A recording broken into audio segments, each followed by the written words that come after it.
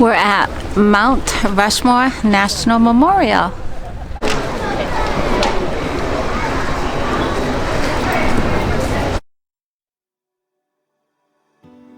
So Mount Rushmore is open year-round. Just the visitor center is open year-round. The trails sometimes do close in the winter because of the snow, but we're open every day except for Christmas. So people can always come and take a look at the memorial, learn a little bit about the history of the carving, how Mount Rushmore was made, the history of this region. In the summer, the Sculptor studio is open, and that is where we do talks about the carving process, and those are usually every half hour. Do you catch those trails right from here? So you catch it a little bit further up from the Grandview Terrace, which is a little bit further up the way. So how far is that trail to walk? The Presidential Trail is 6/10 of a mile. Oh. There's about 422 stairs along it. Okay. Oh my goodness. Well, thank you. I'm going to do that today. It's a great day for it. Yeah, absolutely. Thanks. Yeah. So here is a list of the names of the Rushmore workers from 1927 to 1941.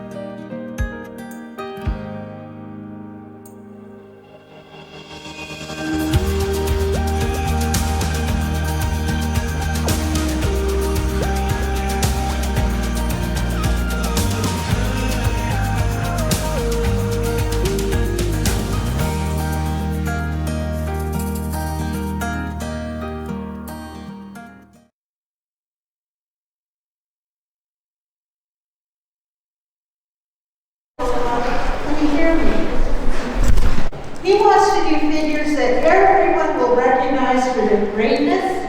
He decides to do presidents, and he decides on these four. And when I say he decides, it is a committee of one. That's what Borglum says, my way or the highway.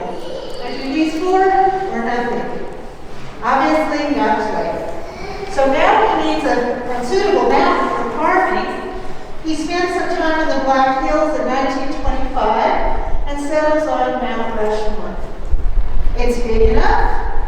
It faces southeast. It gets good light almost all day. And it's made of hardy pea granite, which is a very fine-grained, carvable, durable stone. So by deciding on Rushmore instead of the needles, he's made the first of his decisions that ensures this memorial will be around for a long time.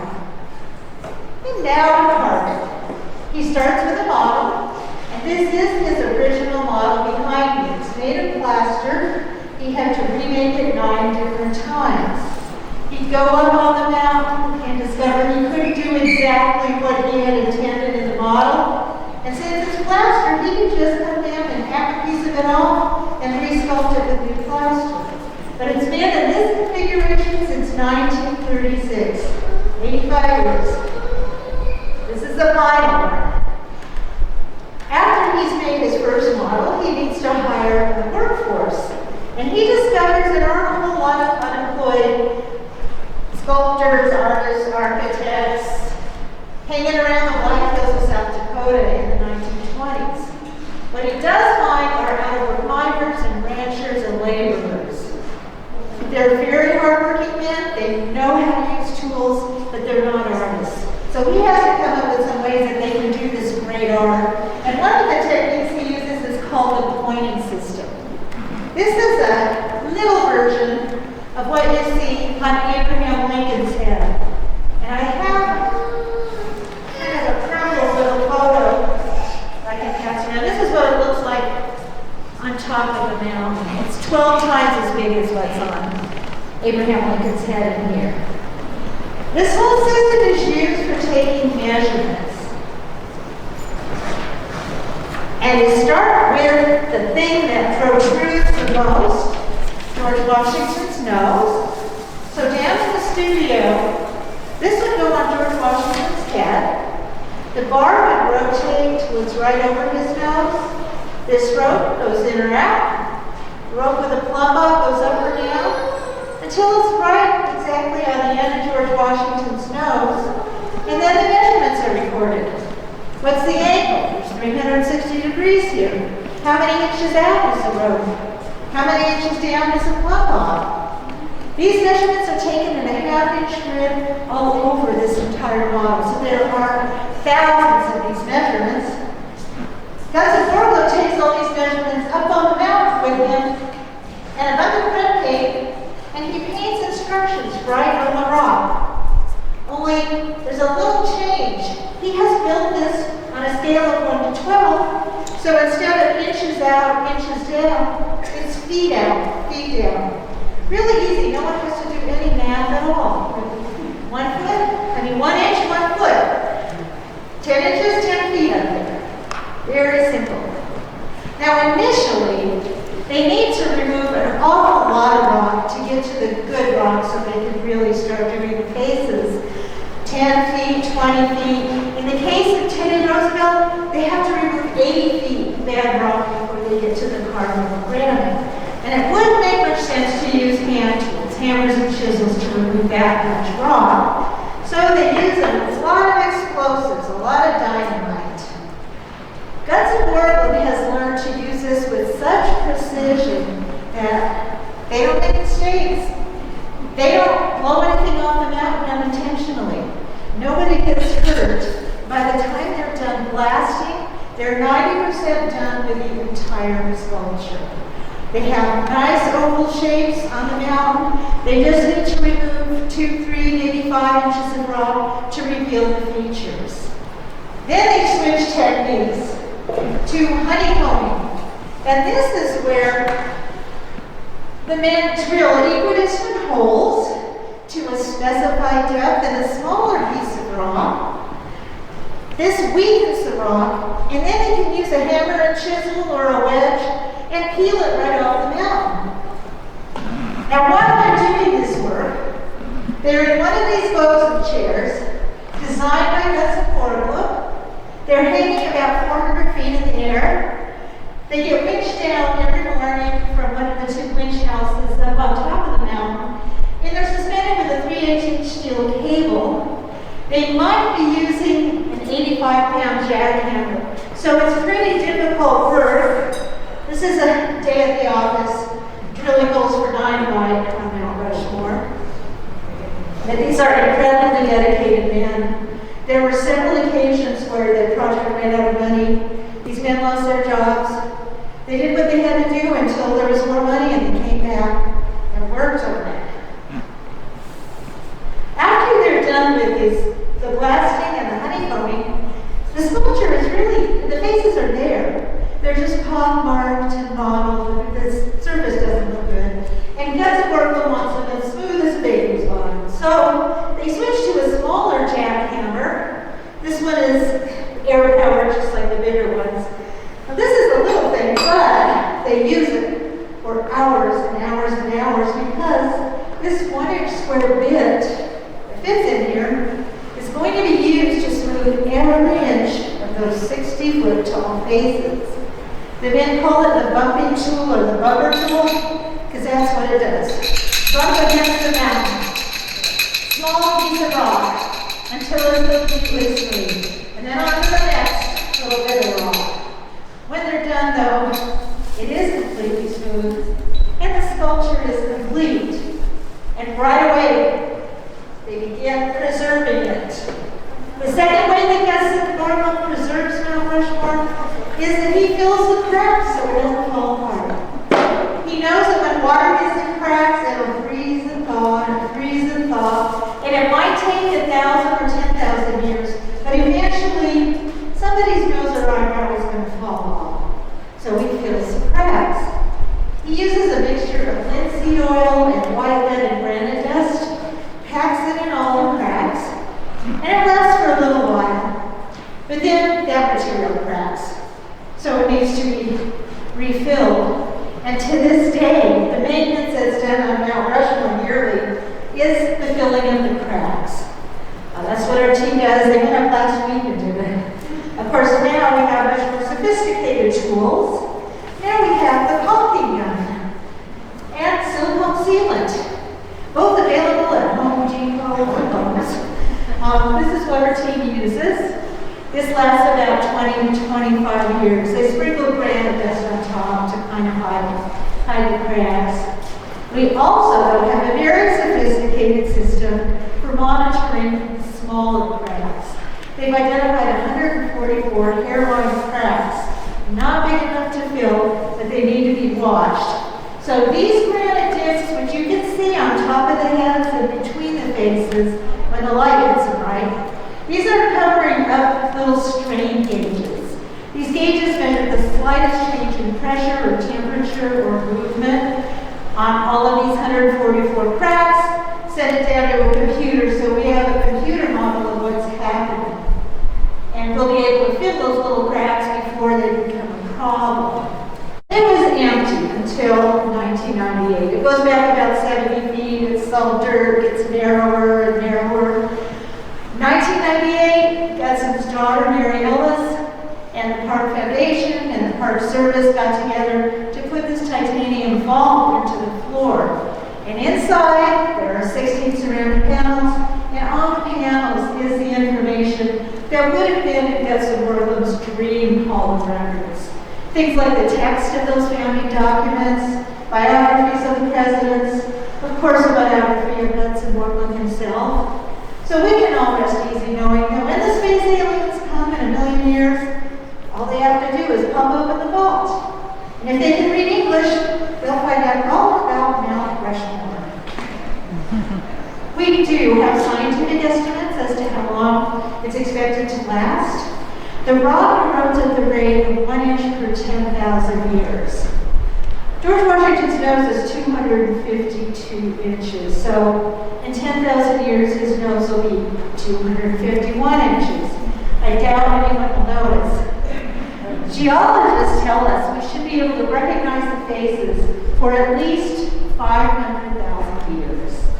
So in 500,000 years, when everything around us has changed, the Badlands won't even be here anymore. They'll have eroded completely away.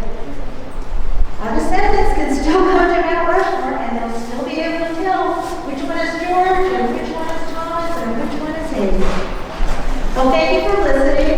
If you have questions, I'll be happy to answer them, or my colleague, Major Jerry, will answer them as well. Have a great afternoon.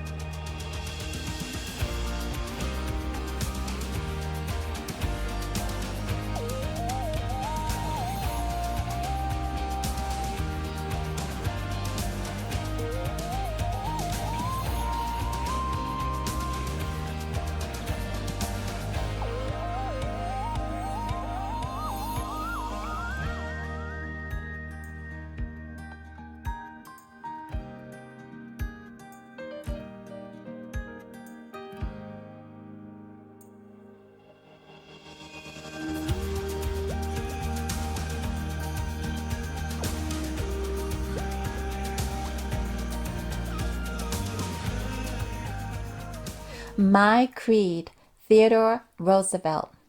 I believe in honesty, sincerity, and the square deal in making up one's mind what to do and doing it.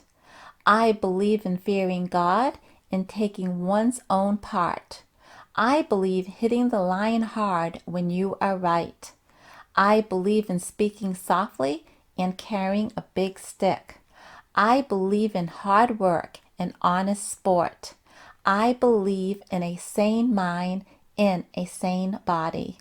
I believe we have room for but one sole loyalty, and that is loyalty to the American people.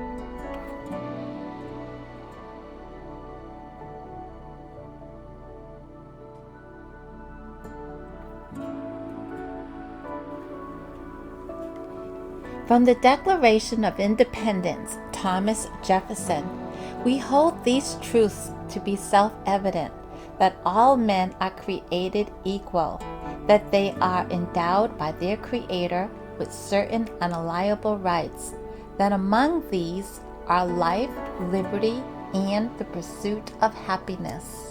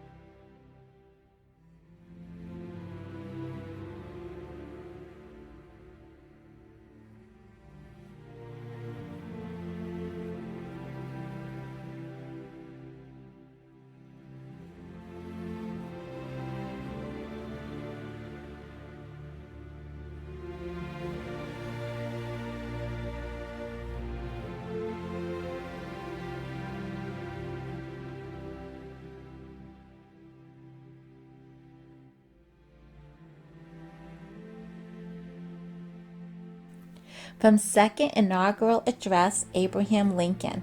With malice towards none, with charity for all, with firmness in the right, as God gives us to see the right.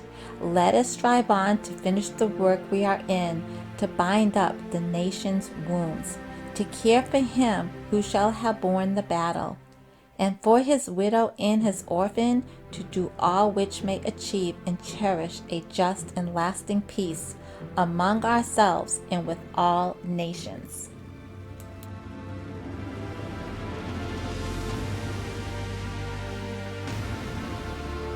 George Washington's birthday, February 22nd. February 22nd is a meaningful day to the people of America. It is the birthday of the United States' first president, George Washington. The people of America often said George Washington was first in war, first in peace, and first in the hearts of his countrymen.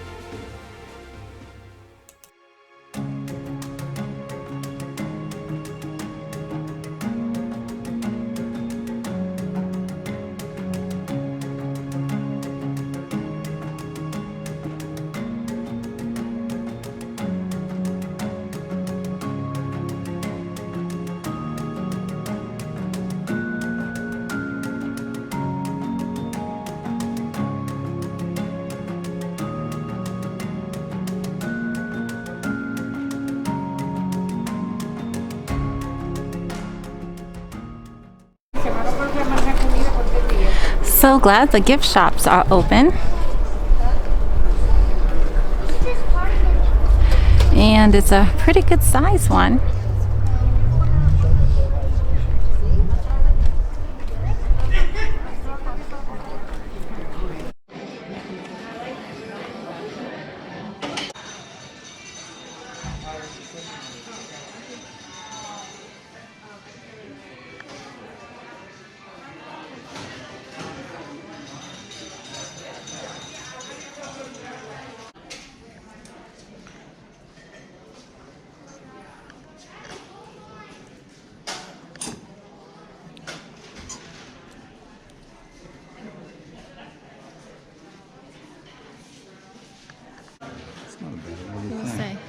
Well, do they have any more? Let's just look some more. Yeah. I'll hold on to this one. Okay. Lots of shirts.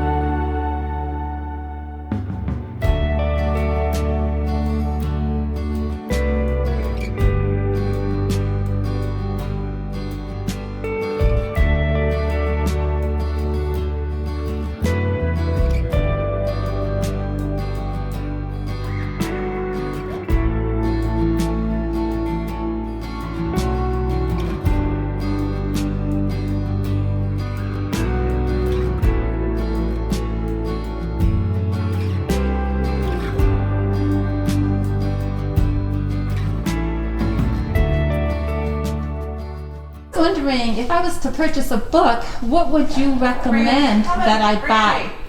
My first choice would be this guy right here, the Mount Rushmore scenes behind. So, does that give you all the history of Mount Rushmore? It's a very good overview. So Okay. there's some good pictures. It really tells you a very good overview from the start to the end. And what does that book sell for? Right now, $14.99. Okay, well, thank you so much. You're welcome. Appreciate that.